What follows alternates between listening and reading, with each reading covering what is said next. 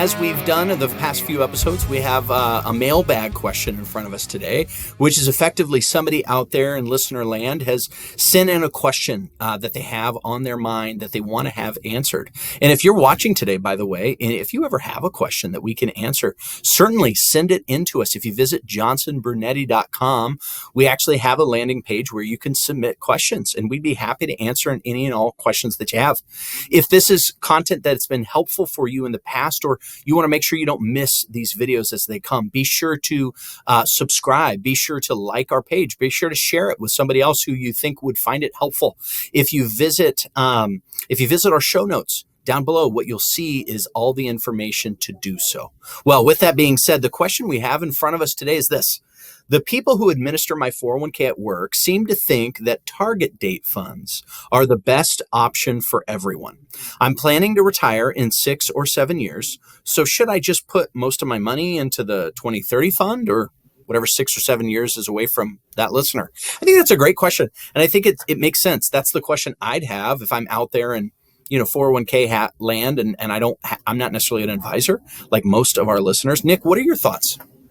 Well, look, target date funds keep it simple, that's for sure. But most often we find that as you approach this next phase of life, where it's no longer just about growing the money as much as possible and saving and saving and saving, oftentimes what we're advising clients on are, how do you start spending this money now? What's your plan for income, your plan for distributions?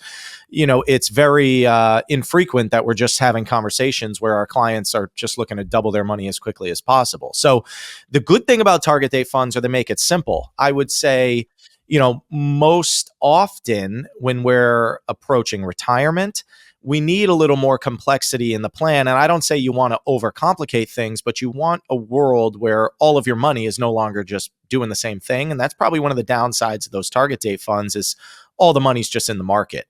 So there are opportunities that exist, whether it's within a plan where you can just structure, your investment mix in a little more of an appropriate way, or whether you roll money out of the 401k into an IRA where you can really get access to a whole other level of investment planning and approaches. So, what I would say to people is if you're just looking for the simplest option, maybe the target date fund's the way to go. And then maybe that's why a lot of employers just tend to push people in that direction. But, as well as I do, Jake, oftentimes you need a little bit more of a, I would say, sophisticated approach. Yeah, and just to define for those listeners who are like, target date funds, what does that mean? Yeah, I realized we should have started there. So what is a target date fund? What it does is you choose a year that you're going to retire. And as you get closer to that year, it becomes more conservative. I'm throwing air quotes up there because conservative is really a relative term. What does conservative mean to me versus you could be something different. The idea is inside of that target date fund, there's two types of investments. There's stocks, ownership in a company, tends to be a more aggressive and tends to more often than not give you a better return. And then bonds, which are the debt of a company. If a company doesn't want to borrow money from a bank, they borrow it from their shareholders, you and me. And so that debt is generally considered, because they're on the hook for it, a little bit more safe. I'm using, again, that as a comparative term. I'm not talking about safe, risk-free, talking about more safe, conservative. And so over time, they increase the amount of bonds while your stock percentage decreases. As you get closer, the idea is it becomes safer. The problem with that is it's a really, as Nick mentioned, a rudimentary approach. Number one, so it's super simple. You're having all your eggs in one basket in one fund, and you're hoping that hopefully it works out.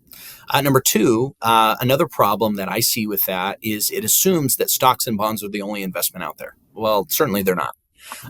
Number three, another challenge with that is that target date fund is assuming it's making those recommendations based on just that date alone.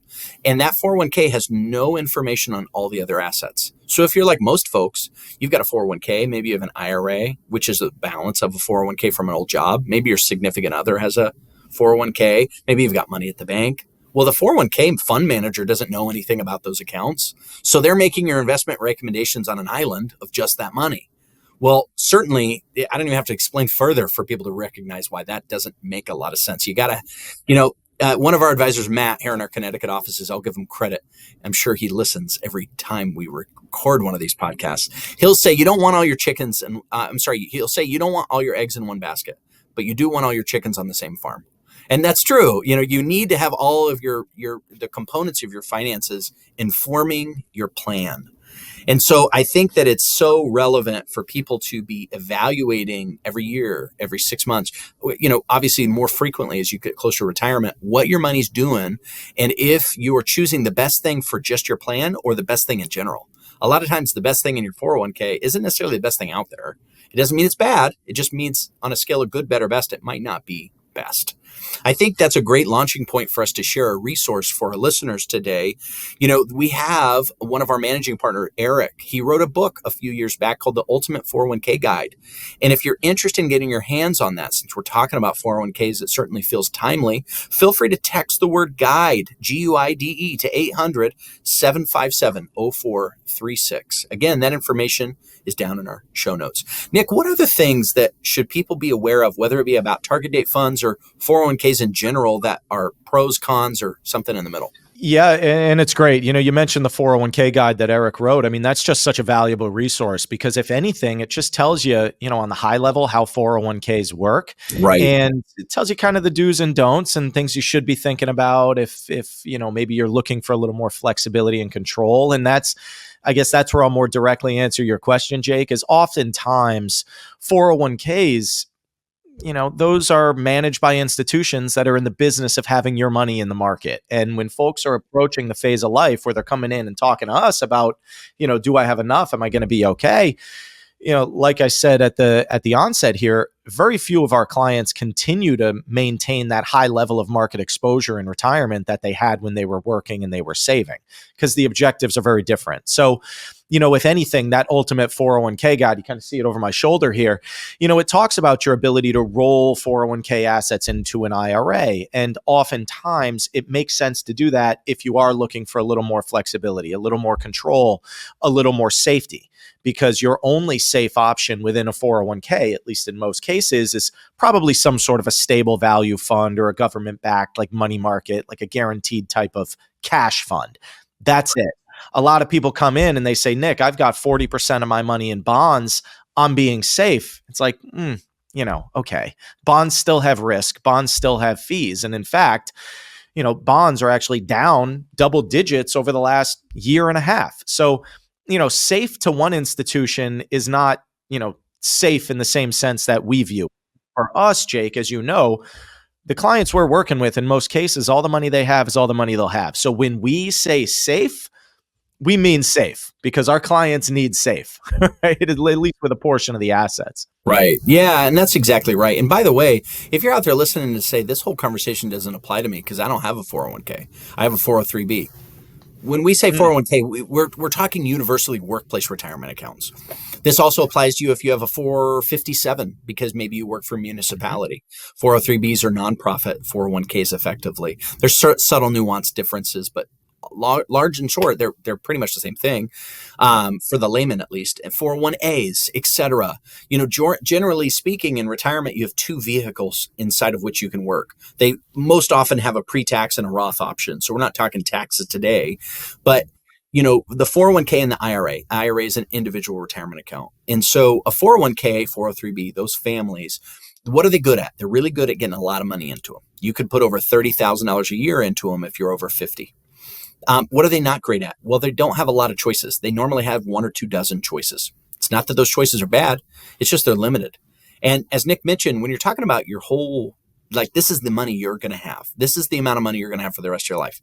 You don't want less options. Now, if you've got $50,000 or $20,000 in a 401k and you're 30, do you need a million options? Probably not. It's put it in the market and let it work. But when you're on the doorstep of retirement, you're 65 and you've got $1 million in your 401k, or it doesn't have to be that number, but just as an example, you need as many options as possible. And you want to make sure that you know what's available for you. So with that being said, I hope today's episode has been helpful. Again, if this was helpful, make sure to subscribe. Make sure to give this video a like. Share it with somebody who you think would be finding this relevant. And otherwise, Nick and I will see you next time on the Money Wisdom Podcast, powered by Johnson Brunetti.